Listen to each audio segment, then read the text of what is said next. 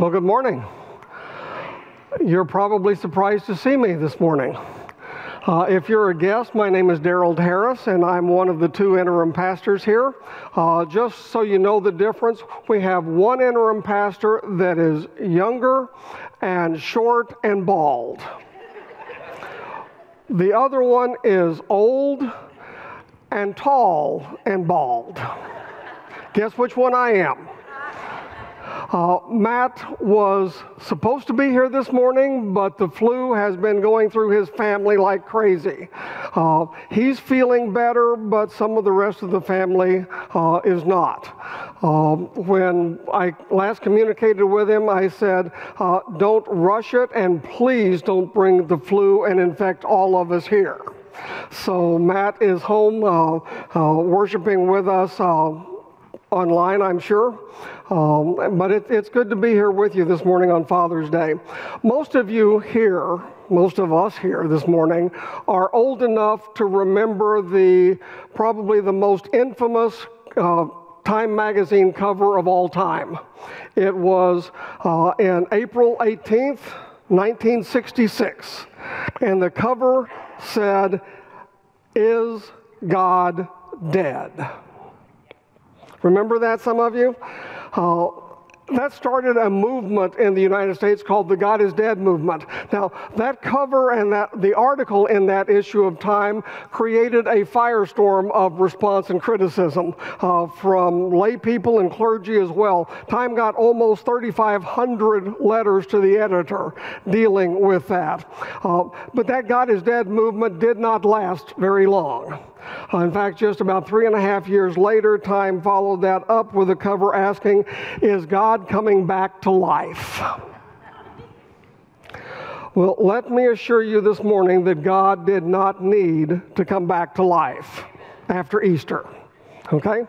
God didn't get sick. He didn't have to go on life support.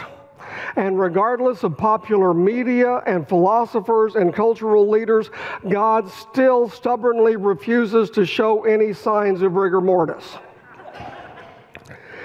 And more than 55 years after that famous Time magazine cover, 90% of Americans still say that they believe in God or in a higher power. The complication comes when we try to decide what kind of God it is that they believe in. Some people think of God as the Force from Star Wars, with both a light side and a dark side. Others, of course, view God as this enormous man in heaven that bears an uncanny resemblance to Santa Claus. Some people see God as a celestial highway patrolman setting up speed traps in order to catch us doing anything wrong and then punishing us. Other people believe that the universe is God. And still other people believe they are gods. So although atheism has never really gained popular acceptance in the United States, the real confusion comes when it comes to describing exactly what kind of God it is we're talking about. And in his book, The Knowledge of the Holy, A.W. Tozer wrote, "What comes to mind when we think of God is the most important thing about us." What we think of God is the most important thing about us. Rick Warren, when he meets someone who tells them that they do not believe in God, his response is, "Tell me what kind of God you don't believe in. I may not believe in him either." So it's absolutely important to know who it is that we believe in. You see, there is God as he is, and there is God as we conceive him to be. And as we worship here this morning, we are not necessarily worshiping God as he is. We are worshiping him as we conceive him to be. Now, hopefully, our concept of God in this group especially is very close to the God that is described in the Bible. But that's not the case with everybody around the world. If our concept of God is wrong, then our worship is going to be wrong. Our lives are going to be wrong. Everything about us will be wrong. What I'm trying to say is it's absolutely vital that we understand the kind of God we believe in and the kind of God we serve. So the question is, what is God like? Anyway, well, that's what Jesus is dealing with in Luke chapter 15. And that's what we're going to be looking at this morning. In Luke chapter 15, Jesus tells three stories, we call them parables, that we know fairly well. He tells the parable about a lost sheep, a lost coin, and a wandering son. In fact, we even have a name for that third parable, don't we? We call it the parable of the prodigal son. Now, I know I'm not going to change 2,000 years of church history this morning, but in reality, the story is not about the son. The son is almost irrelevant in this story, just like the previous stories are not really about sheep and coins. The Lord's purpose in telling that third story is not to reveal to us that sometimes boys rebel and run away from home and do foolish things. God didn't need to tell me that. I already knew that. I won't tell you how, but I already knew that. God didn't need to come down from heaven to earth to say, boys sometimes become prodigals. And I probably ought to go ahead and just admit right now that not all prodigals are boys. And not all prodigals are young. Some are middle-aged. Some are even senior adults. No, the Lord's purpose here is not to reveal that young people sometimes rebel and run away from home. So what is he talking about in chapter 15? Well, if you look at the first few verses of that chapter, the answer is obvious. Chapter 15 of Luke begins with the religious leaders sitting around complaining about how Jesus deals with and associates with sinners and the outcasts of society. And they basically ask, what kind of holy man is this that associates with people like that? And Jesus tells three stories to basically say, the trouble with you is you don't have a clue as to what God is really like. You've created God in your own image, and you think that God is just as pious and just as bigoted as you are. But let me tell you what God is really like. And he tells that first story. He says that God is like a shepherd with 100 sheep, and one of them's lost. Look at Luke 15, verses 4 through 6. Jesus says, if a man has 100 sheep and one of them gets lost, what will he do? Won't he leave the 99 others in the wilderness and go to search for the one that is lost until he finds it? And when he has found it, he will joyfully carry it home on his shoulders. And when he arrives, he will call together his friends and neighbors, saying, rejoice with me, because I have found my lost sheep. So Jesus says there's a shepherd that has 100 sheep. And every night he brings them back to the sheepfold to protect them from the wolves and the other predators. And one night as they're coming in, he counts them, and there's only 99. So he searches all night and finds the one that's lost and brings him back and puts him in the fold. And he's so happy, he throws a party and invites everyone to come. Jesus is saying that's what God is like. And the second story, Jesus says God is like a woman with 10 coins, and one of them is lost. Look at Luke 15, verses 8 and 9. Or suppose a woman has 10 silver coins and loses one. Won't she light a lamp and sweep the entire house and search carefully until she finds it? And when she finds it, she will call in her friends and her neighbors and say, rejoice with me, for I have found my lost coin. Jesus says there's a woman with 10 coins, and she loses one. And she doesn't say, oh, well, I still have 9. That's good enough. She doesn't say that. It says she searches all night long. She turns the house upside down, frantically searching. and she doesn't give up until she finds the lost coin. And she's so happy about it that she throws a party, and she invites all of her neighbors and her friends to celebrate that she found her lost coin. Jesus said, that's what God is like. And then he tells that third and most famous of the three parables. He says, God is like a father with two sons, and one of them leaves home. Luke 15, verses 11 through 3 say, a man has two sons.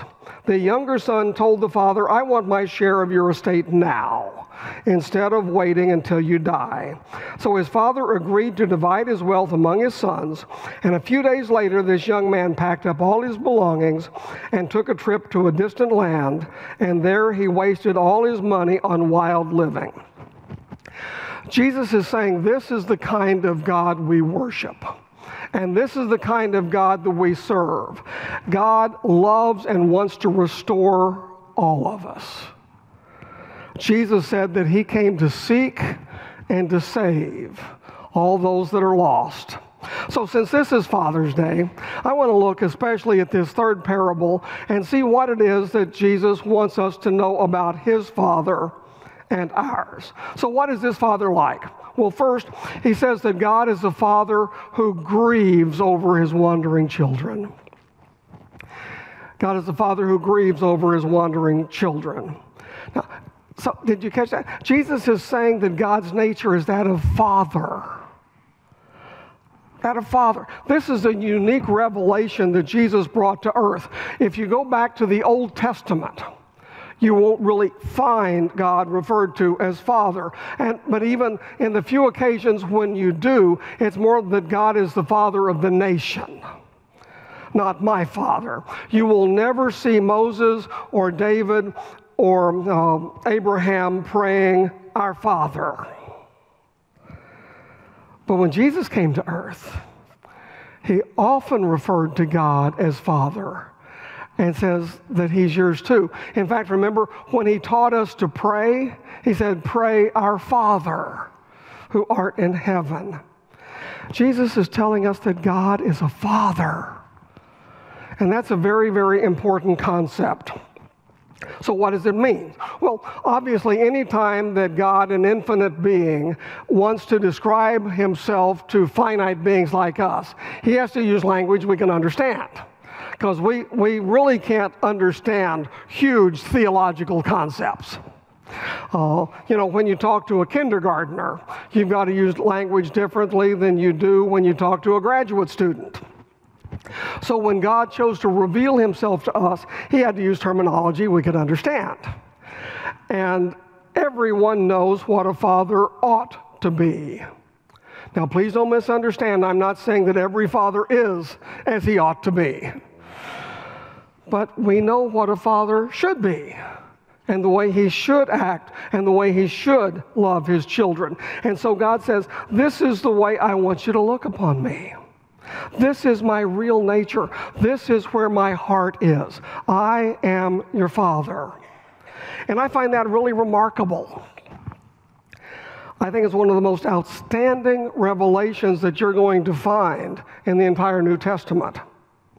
Now, if you've been in church much in your life at all, you've heard this story preached, probably a lot. In fact, the very first sermon I preached as a 17-year-old boy was on the prodigal son. If I preached the same message that I preached then, I'd already be done. Took almost 10 minutes, I think. But I've heard evangelists who could really get people emotionally worked up over this story, haven't you? I mean, I've seen some preachers who would describe this so much in detail that they could make rocks cry. I've seen some that could paint such a sorry picture of that young man's suffering that it would break your heart. Look at how Jesus describes his plight in verses 14 through 16. About the time his money ran out, a great famine swept over the land and he began to starve. He persuaded a local farmer to hire him, and the man sent him into the fields to feed his pigs. The young man became so hungry that even the pods he was feeding the pigs looked good to him, but no one gave him anything. And when we hear that story, our hearts go out to this young man, don't they? Here's this young man in a strange country. He's lost all his money. He's lost all of his friends. He's starving to death, and he's reduced to rags. And here is this good Jewish boy feeding pigs and wanting to eat the pig slop that he's feeding the pigs. Now, when I was growing up, my grandparents had a farm, and they fed pigs. And I know what pig slop looked like. I have never been tempted. And I don't think any of the rest of you would either. And so, all our sympathy goes out to this young man. But may I suggest to you this morning that you are wasting your pity on him? The fact is, the kid is just getting exactly what he deserves. I mean, really. He's a greedy, spoiled, selfish kid that brought all of this on himself. I mean, what would you think of a kid who went to his dad and said, "Dad, I know when you die, I've got a lot of money coming to me. But I can't wait that long. I don't want to have to wait until you die to get my inheritance. I want it now." You've got to see this boy in his true light. He's selfish. He's greedy. And the amazing thing in the story is that the father gives him his inheritance. Find that fascinating. And when the boy wasted it, he lost his friends, he ended up in a pig pen. Now, I want you to see two pictures. One picture is that of the boy in a pig pen on the brink of starvation, and then here is the father in his palatial mansion eating scrumptious meals, probably three a day, probably waited on by his servants. Now I want to ask you a question as you look at those two pictures. Which one of those people is suffering the most? Well, I think every parent here knows the answer to that question. It's the father. Some of you may be saying, how can that be? The father has everything. He has a full stomach. He has a roof over his head. He's got nice clothes, servants to wait on him. Look at the boy. It doesn't make any difference.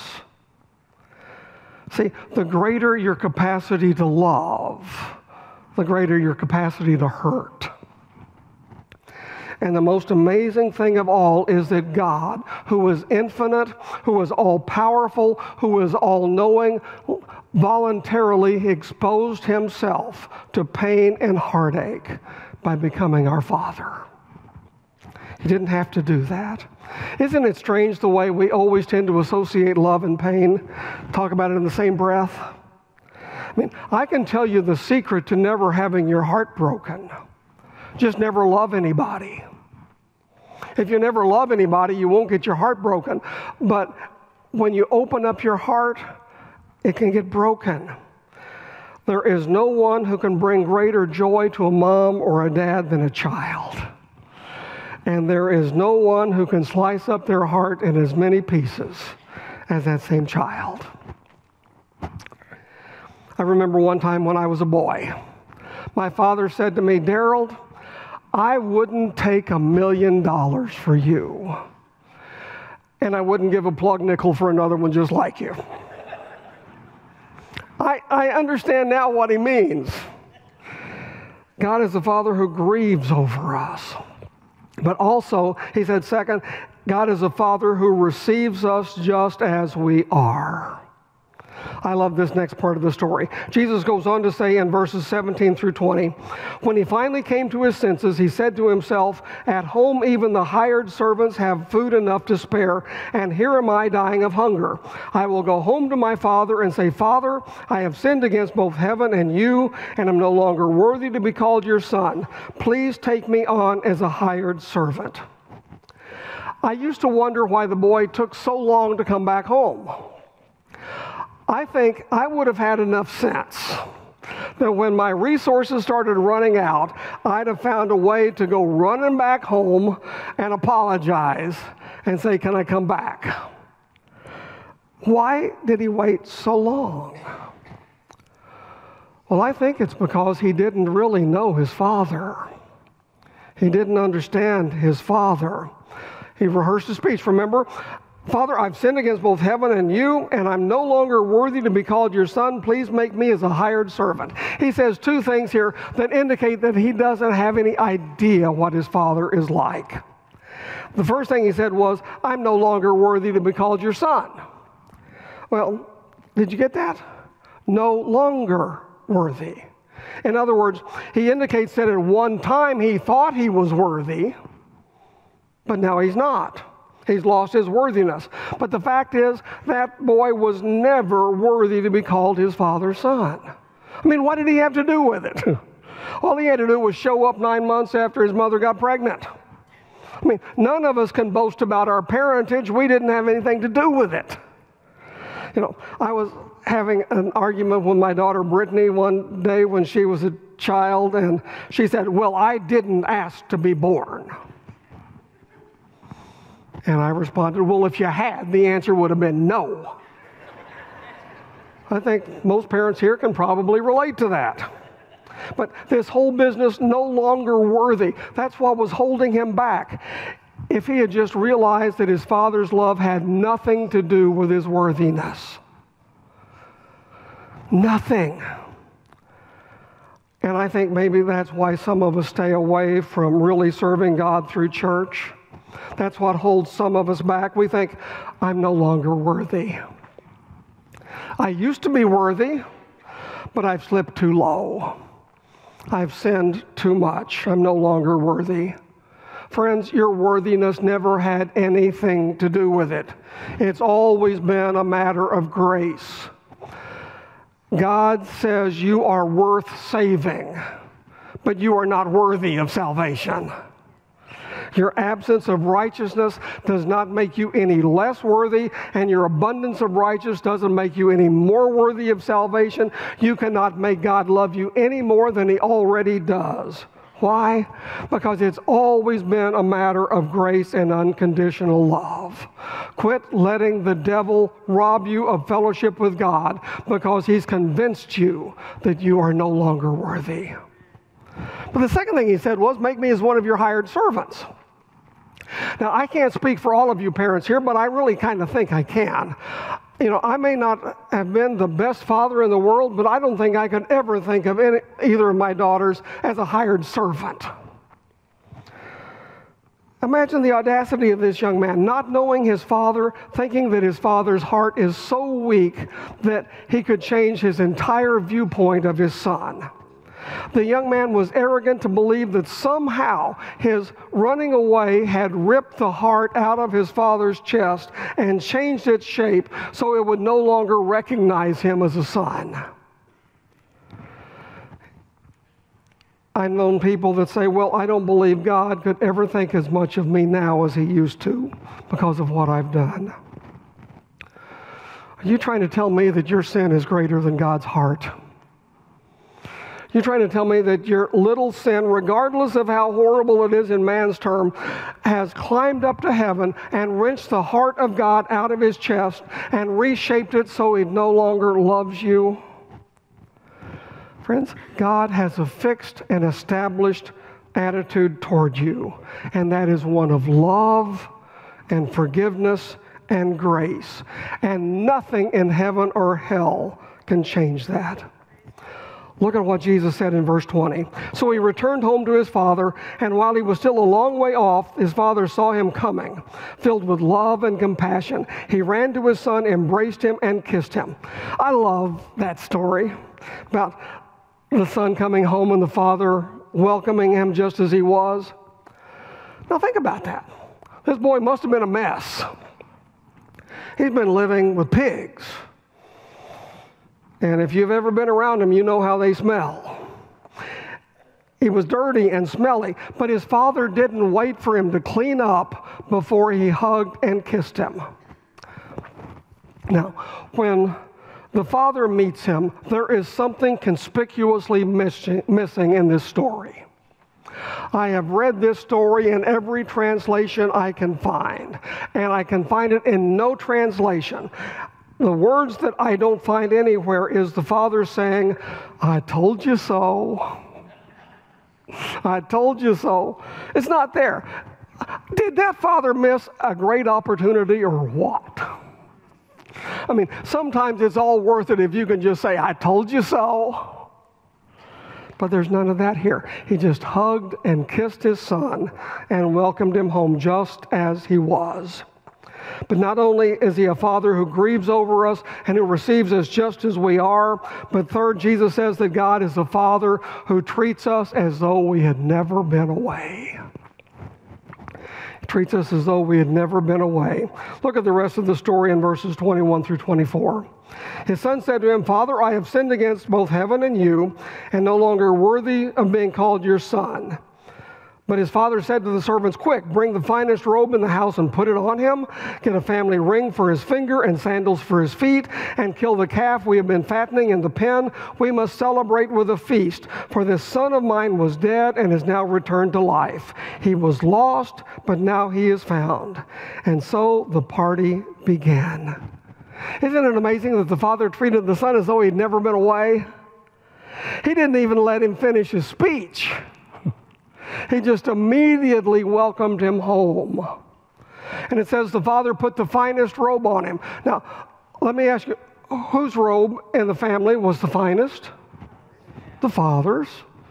He said, put my robe on him. And put sandals on his feet. That's a sign of sonship. Servants didn't wear sandals. Put the family ring on his finger. That probably would have been what we would know as a signet ring, the ring that the father would use to sign legal documents. This means the son is a trusted, empowered member of the family. So the ring would be almost today's equivalent of a credit card. So what the father's doing by giving him the family ring was sort of like giving him his American Express card and saying, don't leave home again without it. There's no probation. There's no thought of, we'll just hold back and watch him for a while. I want to make certain he's home to stay. No, there's none of that either. The father received him with open arms. There was restoration, and they had a party. I like that. They didn't go around acting all religious and solemn. They had a feast. They celebrated. Now, did you notice any common denominator between the ending of each of these three parables? They partied. Come, I thought about calling this message, Come to the Party. Because God rejoices when we come home. God wants to throw a party for you when you come home. That's the kind of father we have. Now, have you ever noticed that the famine didn't occur until the boy had already run out of money? Famine won't come when you're flush with cash.